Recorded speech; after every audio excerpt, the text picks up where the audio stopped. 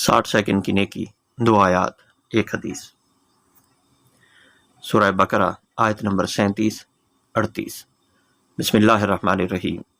اس وقت آدم نے اپنے رب سے چند کلمات سیکھ کر توبہ کی، جس کو اس کے رب نے قبول کر لیا، کیونکہ وہ بڑا معاف کرنے والا، رحم فرمانے والا ہے۔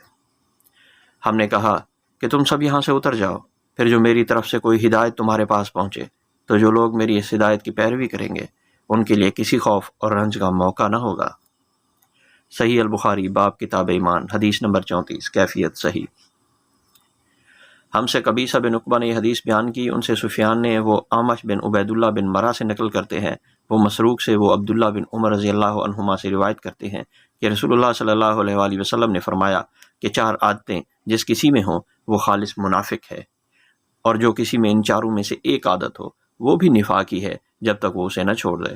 وہ یہ ہے، جب اسے امین بنایا جائے تو امانت میں خیانت کرے، اور بات کرتے وقت جھوٹ بولے، اور جب کسی سے عہد کرے تو اسے پورا نہ کرے، اور جب کسی سے لڑے تو گالیوں پر اتر آئے۔